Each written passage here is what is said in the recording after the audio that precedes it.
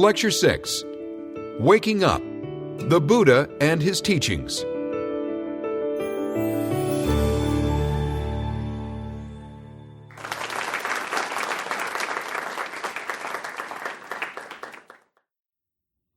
When most of us think of religion, we think of a god or gods, a divinely revealed text, and the concept of an eternal soul. Buddhism explicitly rejects these elements.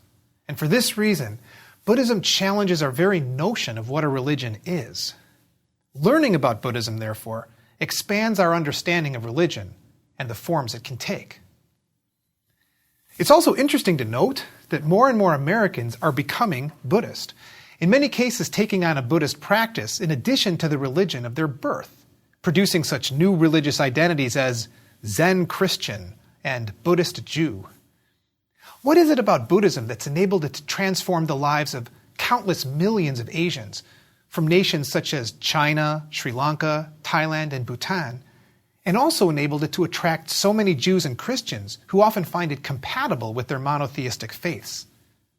Among the many features of Buddhism that have attracted people is one that we'll focus on in this lecture. Buddhism claims to offer something that all of us dearly want: a way out of suffering. Buddhism is a tradition of tremendous diversity and many forms. When looking at the wide range of forms a tradition can take, we can ask, what elements unify a tradition? What common features are shared among the many strands of Buddhism? One element that is shared by all Buddhists is a connection with the historical Buddha, born Siddhartha Gautama, sometime in the 6th or 5th century BCE. This is a story of great significance for all Buddhists, although they might differ on how to interpret it and apply it to their own lives. The major themes of the story illustrate the central characteristics of Buddhism. So the story of the Buddha is a good place to start. There's no way of telling how historically accurate the story is. The earliest full biography dates from over 500 years after the Buddha's death. In addition, there are multiple versions of the story, and many well-known accounts of the story, such as the one I'll give here, draw on multiple sources. But we need not be concerned with historical accuracy here.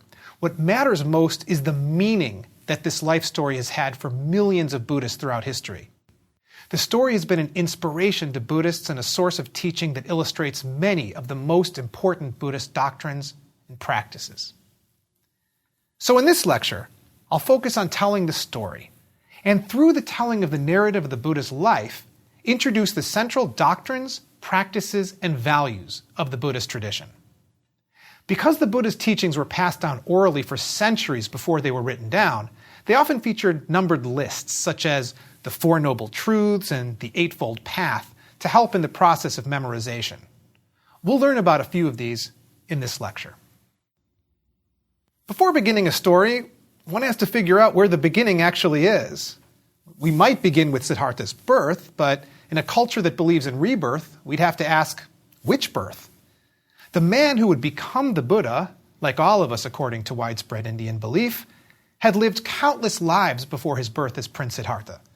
In many of these stories, known as Jataka tales, he's an animal who illustrates an important Buddhist virtue and thus accumulates the merit, or good karma, necessary to achieve the rebirths that would lead to his precious human life, one that would bring to the world an enlightened being. These stories, which are read to children in Buddhist countries, often feature the Buddha as an animal such as a deer, a rabbit, or a monkey, and they emphasize virtues like compassion, selflessness, and patience. From this we can see there's a deep connection between humans and other animals in Buddhism, since our lives move back and forth across species lines. It's easy to see why some forms of Buddhism require a vegetarian diet. Eventually, this chain of connected lives leads to a prince born to a ruler of a small kingdom near the border of Nepal and India in the foothills of the Himalayas. He's born into the Shakya clan, which is why he is sometimes called Shakyamuni, or the sage of the Shakya clan. The place of his birth, Lumbini in modern-day Nepal, is a pilgrimage site for Buddhists, the first of 4 that constitute the locations of the most significant events in his life narrative. There are many remarkable stories associated with his birth, which is true of important religious figures in many traditions. One is that his mother, Queen Maya, experienced in a dream or vision an auspicious white elephant touching or entering her side, in a sense blessing her and foretelling a significant event. The baby is born from her side, after which he takes 7 steps, an impressive skill for a newborn, and then speaks, more impressive still. He announces, "This is my last birth. I shall dispel the suffering that fills the world." Queen Maya died shortly after Siddhartha's birth, and he was brought up by his mother's younger sister. A sage made a prediction about Siddhartha's future, but it was one with 2 possible paths. He would either grow up to be a powerful ruler like his father, or he'd become a great spiritual leader. His father, as is often the case in stories such as these, wants his son to go into the family business. He wants to keep his son so satisfied with the pleasures of palace life that he'd never want to leave. Siddhartha would therefore grow up surrounded by beauty and youth, playing games, enjoying music, marrying and eventually having a son, and experiencing the happily ever after that might conclude other stories, the kind of life most of us would take in a minute. But in Buddhism, this is the life that will be rejected in order that the truth about our existence can be seen and the answer to life's fundamental problem can be found. The 29-year-old prince eventually persuades his father to let him see the parts of the kingdom outside of the palace walls. Despite his father's efforts to ensure a pleasant, uneventful journey, Siddhartha has 4 encounters that will change his life and the lives of hundreds of millions of people since that time. He first encounters an old person, and Siddhartha wonders where people who look like that come from. He said, "O charioteer, who is this man with gray hair, supported by a staff in his hand, his limbs feeble and bent? Is this transformation a natural state or an accident?" His charioteer explains to him that all human beings who live long enough will become as that person. Siddhartha then encounters a sick person, and then a corpse, and is told that sickness and death await all human beings, even princes. We might find it difficult to believe that someone can live almost 3 decades and not be aware of aging, sickness, and death. But the story can point us toward an important truth.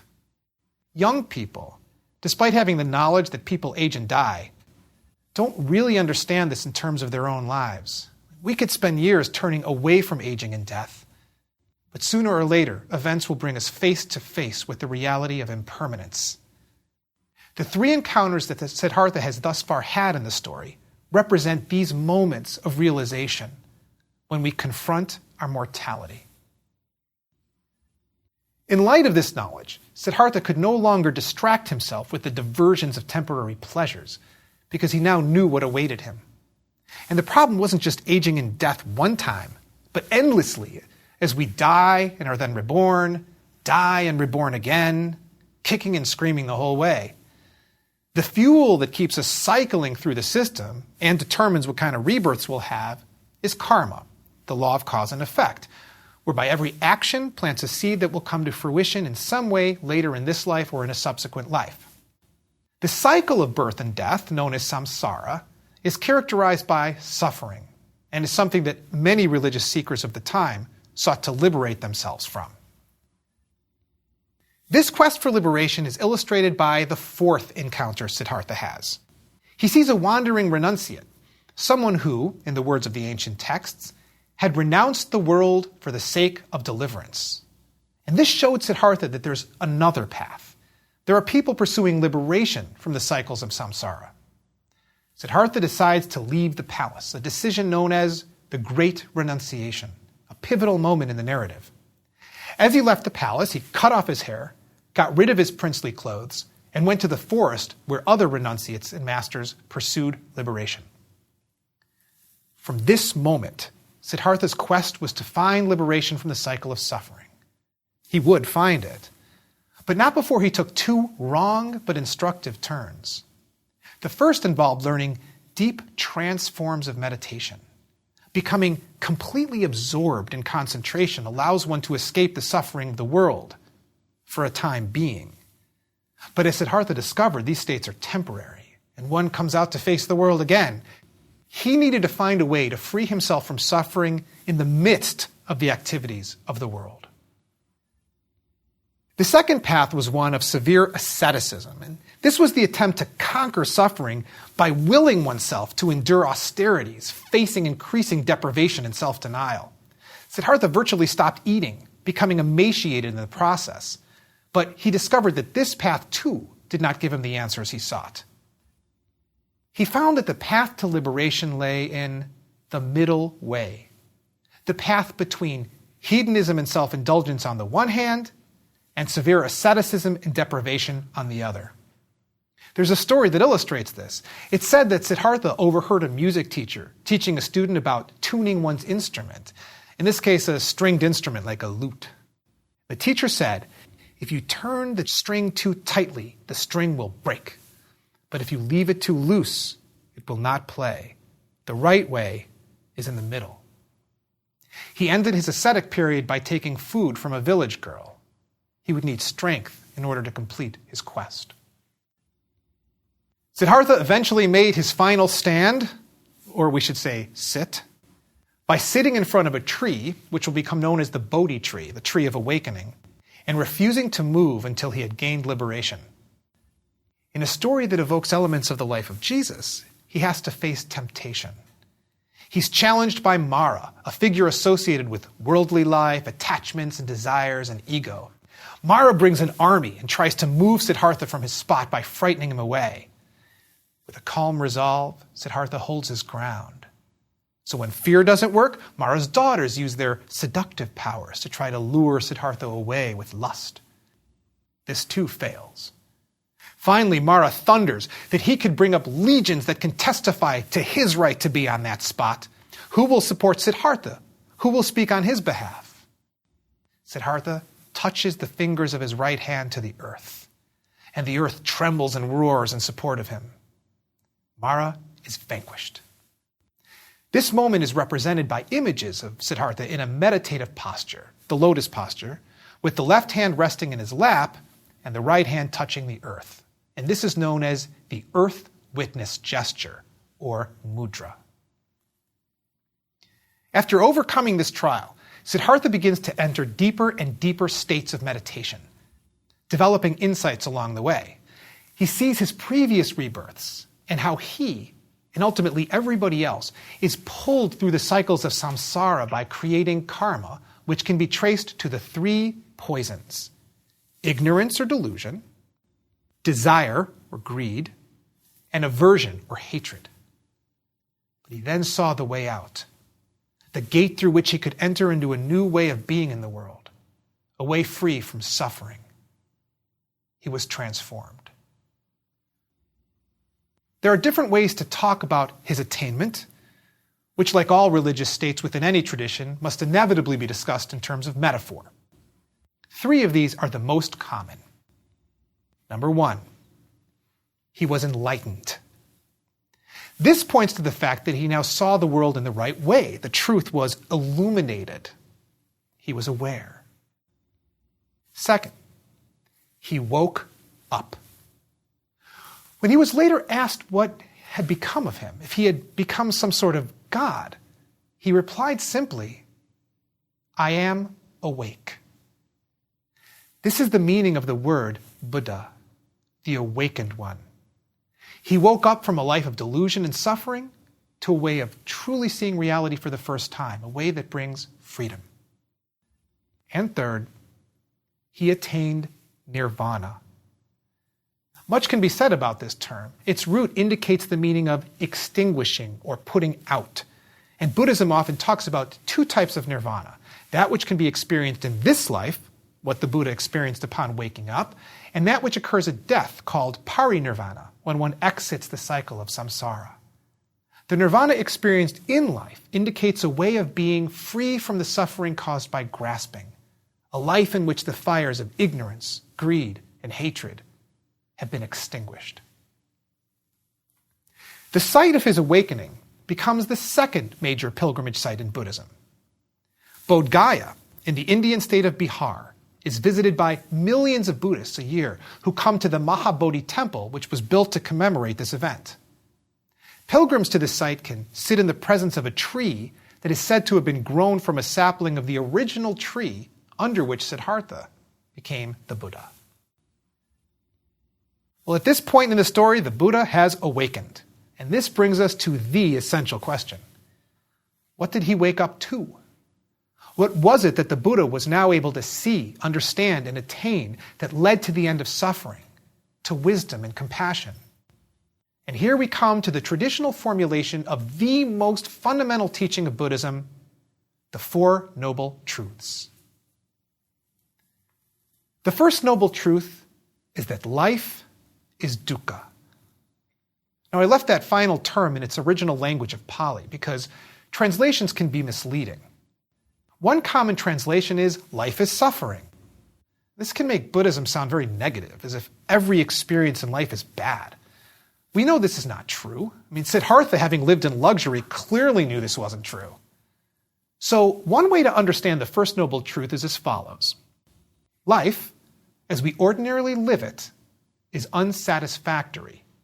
We never have everything we want. If you doubt this is true, imagine a situation where you're walking along a beach and you come upon a strange-looking ancient lamp. Unable to resist the urge to rub it, you're quite amazed when a genie actually emerges. So here's the test case. If you were truly offered any three wishes, could you ever imagine answering, "No thanks, I'm fine"? I mean, there's always something we wish were different, and we are therefore perpetually discontent. Everything we have, we can lose. So our sense of happiness is always accompanied by an undercurrent of anxiety that anything can change at any moment. So in addition to the consciously experienced physical and mental suffering of life, there's also the continuously present subtle suffering that permeates our life. Talking about dukkha can be a real downer. When I teach Buddhism to undergraduates, I avoid ending a class meeting with a discussion of the first noble truth without mentioning the good news. This state is not inevitable. It has a cause that can be addressed, as its origin is in something that we do. This brings us to the second noble truth. Dukkha is caused by our grasping, our craving. This understanding of the fundamental human problem is not the kind of metaphysical formulation that might be seen in concepts like original sin or the existence of radical evil, some negative force out there. The problem's psychological. It's our minds that make us suffer.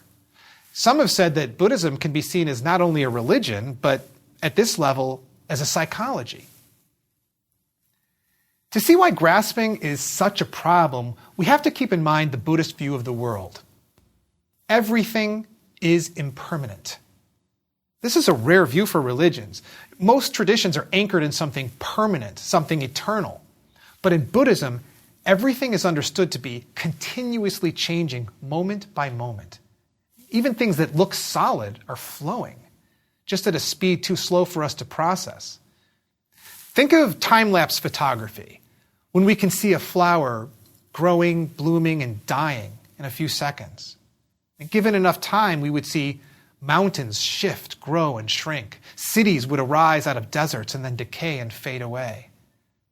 When we grasp at a world like this, we can never be satisfied because we take the world to be solid and we try to hold on to it when in fact it's fluid. As with holding water, the tighter you grasp, the more it slips through your fingers. And of all the things in the world, what we grasp at most is ourself. And this brings us to perhaps the most radical teaching in Buddhism, the one most difficult for so many Westerners to accept, the no soul or no self doctrine. Buddhism denies a permanent, unchanging self. This is simply a logical corollary of the Buddhist view of the impermanent nature of things. We are continuously in flux. Every aspect of ourselves is changing, physically, mentally, emotionally. We think we're a separate being, a subject living in a world of objects. But the Buddha taught that if we really pay attention, we see that there's nothing unchanging about us. and nothing completely separate from the world around us. The stable self and the sense of separateness are illusions created by the mind. Buddhism does not eliminate the permanent self. It exposes it as a fiction. And it's this illusion that causes so much of our suffering. We now have learned the Buddhist teaching of the 3 marks of existence, or Dharma seals. They're the 3 characteristics of all reality: impermanence, no self, and of course, dukkha, unsatisfactoriness. And now, finally, the good news. Since we now know the cause of the unsatisfactory nature of life, the cause of our suffering, we know it can end. The third noble truth is that freedom from suffering is possible. Dukkha can stop. This is the truth of cessation. This noble truth really gets your attention, which brings us to the fourth noble truth, the way out of dukkha, the noble eightfold path. The 8 aspects of the path are often grouped into 3 categories. The first category focuses on the importance of seeing the world in the right way. This involves 2 steps on the path: right view, meaning understanding the truths of impermanence and no self, for instance, and right intention, not just understanding them intellectually, but applying them to your life. The next 3 steps are all in the category of ethics. The path to liberation requires a commitment to ethics, keeping in mind that immoral acts come from a deluded mind. The 3 are right action, right speech, and right livelihood. And the final 3 steps are in the category of meditation. One is right effort, which must actually be applied in all parts of the path. One is right concentration, the ability to focus and calm the mind, to gain control of our stubborn, unruly thoughts and emotions. The remaining one is a distinctively Buddhist contribution to Indian religion and to the world: Vipassana meditation. Meditation aimed at insight through mindfulness. This form of meditation differs in important ways from the absorption meditations the Buddha had mastered in the forests. Vipassana meditation does not shut out the world, but rather seeks to see clearly the true nature of ourselves and the world. It's paying attention, seeing things clearly, that liberates us from the self-imposed suffering created by our own minds. And this practice is addressed by the Buddha in the Satipatthana Sutra, the foundations of mindfulness. He begins by saying, "This is the only way for the overcoming of sorrow and lamentation, for the attainment of nirvana, namely, the foundations of mindfulness." The first foundation is mindfulness of the body, which begins with awareness of the breath. Describing the meditator, the Buddha says, "Ever mindful he breathes in, ever mindful he breathes out." Mindfulness meditation usually begins with the breath and is then applied to all other aspects of the body and mind. In mindfulness meditation, you observe all phenomena as they arise, your thoughts, emotions, body sensations, without getting caught up in them, identifying with them, or pushing them away. The meditator does not judge, but rather simply observes. In this state, we no longer identify with our thoughts. We no longer get carried away and controlled by our emotions, because we're able to observe them from a place of equanimity, a settled posture, and centered awareness. The Buddha's powerful insight, fairly simple to state but requiring great effort to put into practice, is that observation itself diminishes the power of the thoughts, emotions, and desires that are being observed. Awareness is the key to breaking the cycle of suffering. Awareness brings insight and dissolves the poisons. Many people look at the Four Noble Truths as a form of spiritual, psychological therapy. One can almost see a medical approach to the problem of human suffering. The first noble truth is the diagnosis of our condition. Although our specific symptoms might differ in kind and intensity, we're all suffering from dukkha. The second noble truth is the origin of this disease, what doctors call the etiology. Our dukkha is caused by grasping. The third noble truth is the good news that our condition is treatable, there's hope. And the fourth noble truth is the prescription, the Eightfold Path. Since the problem can be seen as psychological, our mind creates our suffering, and the practice that addresses the problem is observational and empirical, the approach has been seen as rational and in accord with scientific worldviews in the West today.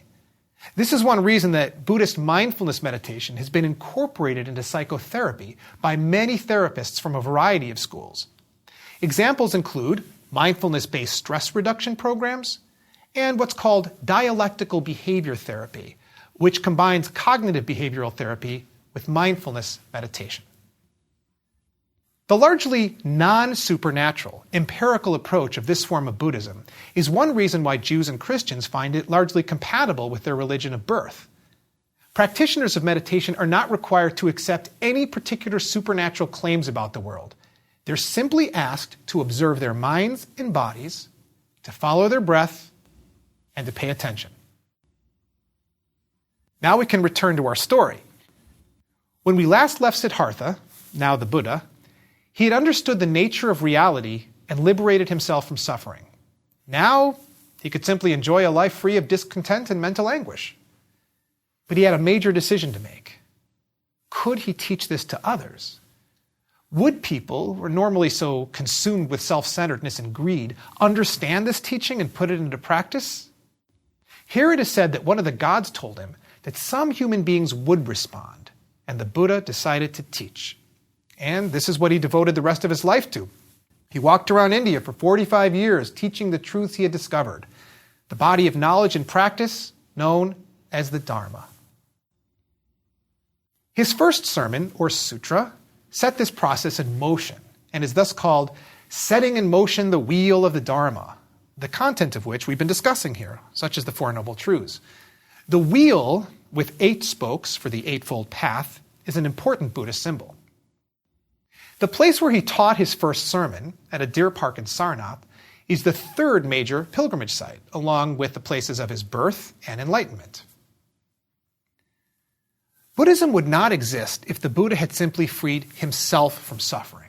It was only because he transmitted the teaching so that it could be passed down for generations that liberation remains possible for people today.